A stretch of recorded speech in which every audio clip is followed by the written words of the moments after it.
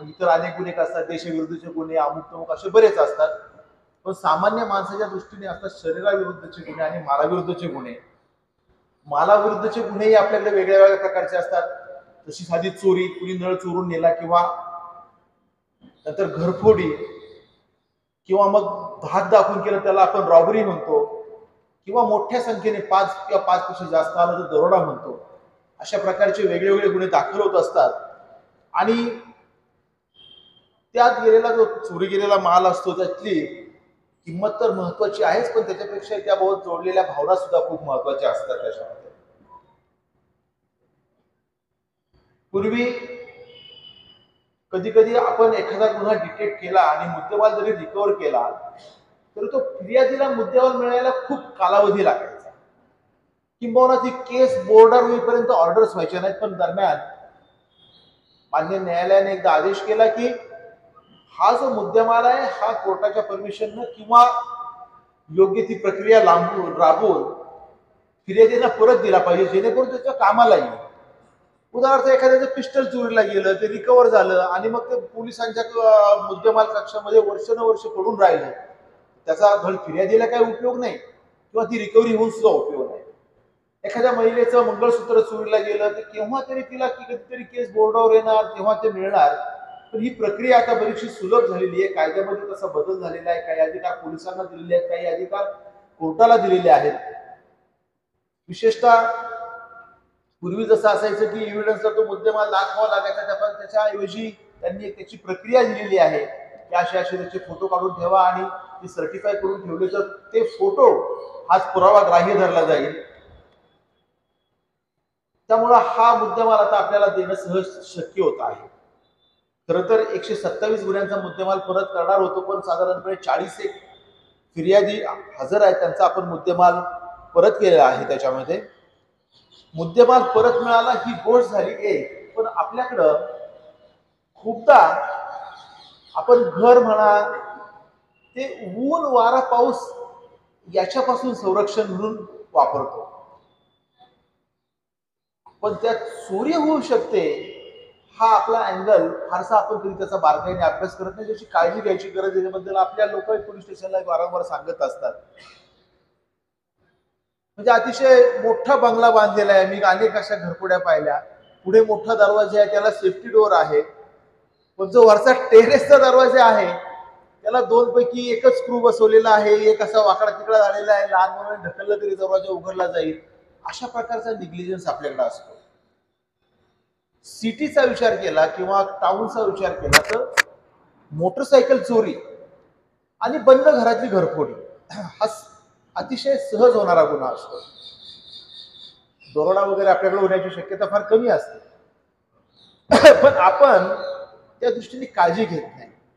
जेव्हा केव्हा एखादा घर बंद ठेवायचं असेल त्याच्यामध्ये किमती वस्तू बिलकुल ठेवल्या नाही पाहिजे असं आपण वारंवार सांगतो, पण असं असूनही बऱ्याचदा बंद घरातून मोठ्या मोठ्या 30 लाख 40 लाख रुपयापर्यंत लोकांच्या घरफोड्या झालेल्या आहेत. दुसऱ्या आड आणि अंधारात केलेला गुन्हा आहे. म्हणजे डकैती झाली तर तो समोर केलेला असतो, मारहाण झालेली असते, एक अंदाज असतो की 5-6 लोक होते, हिंदी बोलत होते, कानडी ढंगाचं बोलत होते, एक उंच होता, एक बुटका होता, कुणी जाड होता, कसा होता, त्याच्यावर एक अंदाज येतो. पण रात्रीची घरफोडी किंवा दिवसाची घरफोडी हा नजरेआड केलेला गुन्हा आहे. तो उघडकीस येणं खूप मुश्किल असतं, त्यासाठी खूप कष्ट घ्यावं लागतात. बऱ्याचदा आपल्याकडे आता कोणीतरी सांगितलं, लोक येतात, साहेब आमची घरफोडी झाली, 3 महिने झाले, ती डिटेक्ट झाली नाही. जरी ते तुम्हाला असं वाटत असेल की आपण ती घरफोडी बरेच दिवस झाले डिटेक्ट झाली नाही, तर आमचा त्याच्यावरती प्रत्येक महिन्याला आढावा, प्रत्येक 15 दिवसानंतर आढावा चालू असतो की कोणत्या घरफोड्या डिटेक्ट झाल्यात, कोणत्या घरफोड्या डिटेक्ट झाल्या नाहीत. त्यामुळे तुम्हाला दिसेल की कधी कधी 21 साली झालेली घरफोडी पण नंतर उघडकीस आलेली आहे. चोर तर पुढे पळणारच आहे, त्याच्यामध्ये ते नवीन नवीन कल्पना काढणारच आहेत. तुम्ही आज वाचलं की माहित नाही, तामिळनाडूमध्ये एसबीआयची एक ब्रँच ओपन केली तिघांनी, 3 महिने चालवली सुद्धा. विशेष म्हणजे त्या एरियात एसबीआयच्या आणखी 2 ब्रँचेस आहेत, तरी त्यांच्या ते लक्षात आलं नाही. 3 महिन्यांनी कळलं की अरे इथे ब्रँचेस नाही.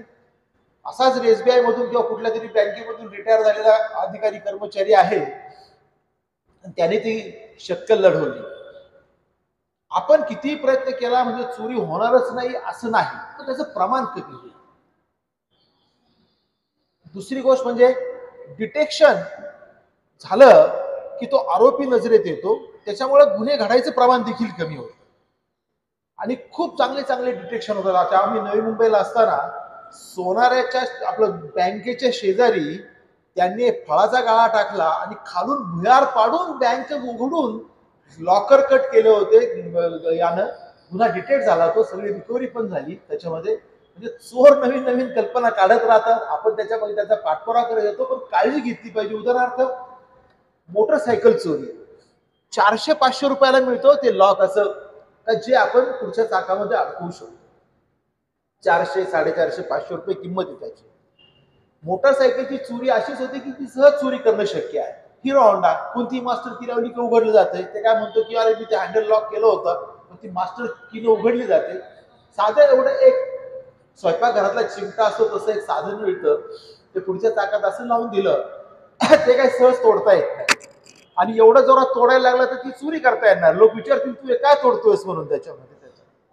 पण आपण फार त्याच्याबाबत म्हणजे जेवढी आपण काळजी घ्यायला पाहिजे तेवढी घेत नाही. आणि मग त्या गाड्या आपल्याला शोधत बसाव्या लागतात. आणि मग एक एक गाडी शोधणं ही काही तशी सोपी गोष्ट नाही. पेपरमध्ये वाचलं असेल मध्ये, आपल्या इथेच आपल्या आमच्या क्राईम ब्रँचने एक इनोवा राम सेतू जवळून रिकव्हर करून आणली तामिळनाडू मधून. जिथे रामानं लंकेला जाताना समुद्र क्रॉस केला होता तिथून चोरी करून आणली. आणि अगदी मग त्याने कोणता फास्टॅग वापरला आणि तो कोणत्या गाडीचा होता, मग ती गाडी कोणाची होती, मग पूर्वी कुठं वापरात आला होता, अशा छोट्या छोट्या गोष्टींचा अभ्यास करून तिथे 4-4, 5-5, 6-6 दिवस मुक्काम करून आपण ती इनोवा रिकव्हर करून आणली आहे. आपल्या सोलापूरचीच आहे ना ती इनोवा. त्याच्यामध्ये अजूनही काही गाड्या गेल्याचा संशय आहे.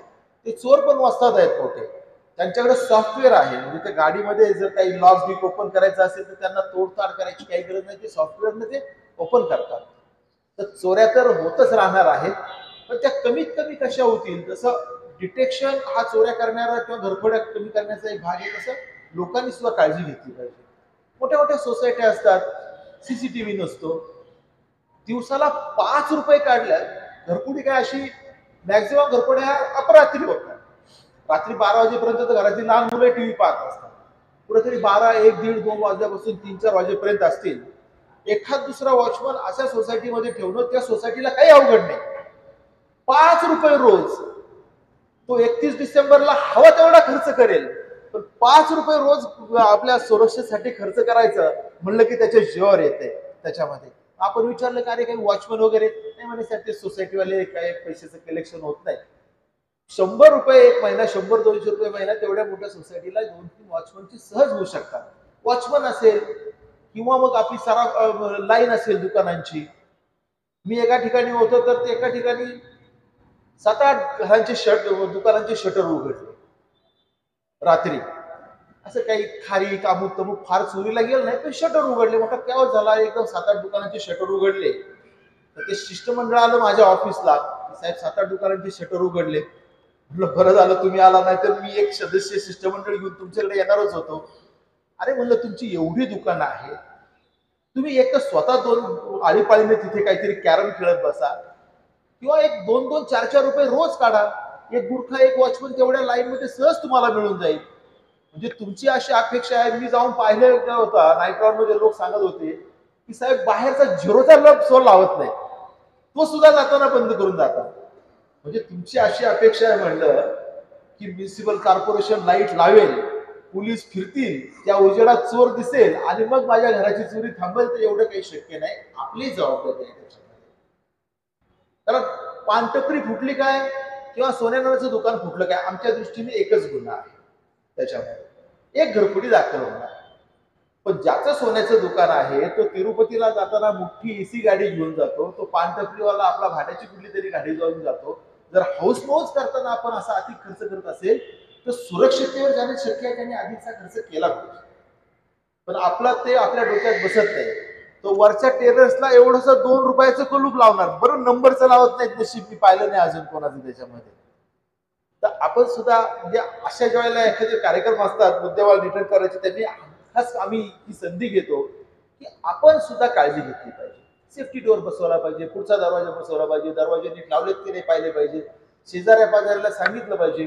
किंबहुना मी तर म्हणेन तुम्ही जर कधी बाहेर जाणार असेल, सणावाराचे दिवस असेल तर पोलीस स्टेशनला पण सांगू शकता की आम्ही असं असं बाहेर जाणार आहे आणि अशी अशी घरं बंद राहणार आहे. आम्ही त्या दरम्यान पेट्रोलिंग वाढवू, काहीतरी करू त्याच्यामध्ये. प्रत्येक वेळेला सगळं शक्य होईल असं नाही, पण नक्की त्यावर प्रयत्न केला जाईल. असो, ह्या गप्पा रात्रभर बोललं तरी चालतील प्रॉपर्टी ऑफेन्सच्या. ज्यांना